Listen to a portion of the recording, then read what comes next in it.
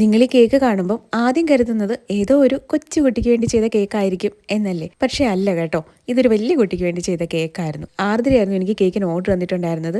ഒരു മോഡലും കൂടി ഇട്ട് തന്നിട്ടുണ്ടായിരുന്നു. ചേച്ചി, എനിക്ക് ഈ ഒരു ടൈപ്പ് കേക്ക് ചെയ്ത് തരാമോ എന്ന് ചോദിച്ചിട്ട്. അതിനെന്താടാ ചെയ്ത് തരാമെന്ന് ഞാനും പറഞ്ഞു. അങ്ങനെ കേക്കിന് ഓർഡർ എല്ലാം എടുത്തു. പക്ഷെ 1-2 ഡിമാൻഡ് ഉണ്ടായിരുന്നു കേട്ടോ.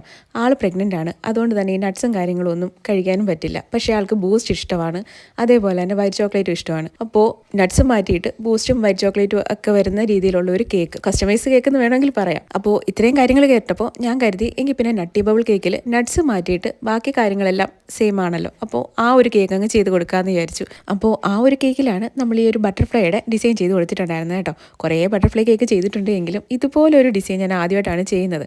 ഓക്കെ ആവോ എനിക്കൊരു സംശയം ഉണ്ടായിരുന്നു, പക്ഷെ നല്ല അടിപൊളിയായിട്ട് തന്നെ കിട്ടിയിട്ടുണ്ടായിരുന്നു കേട്ടോ. അവസാനം എനിക്ക് ഏറ്റവും ഇഷ്ടപ്പെട്ടത് നമ്മുടെ ആ ബട്ടർഫ്ലൈയുടെ കൊമ്പായിരുന്നു. കൊമ്പിനെ പറ്റി എല്ലാവരും ചോദിക്കുമെന്ന് എനിക്കറിയാം. അപ്പോൾ കുറച്ച് കട്ടിയുള്ള പേപ്പർ കട്ട് ചെയ്തിട്ടാട്ടോ കൊമ്പായിട്ട് ഞാൻ വെച്ചിട്ടുണ്ടായിരുന്നത്. കേക്ക് കൊടുക്കാൻ ചെന്നപ്പം മോനെ കൊണ്ടുപോയില്ലായിരുന്നു കേട്ടോ.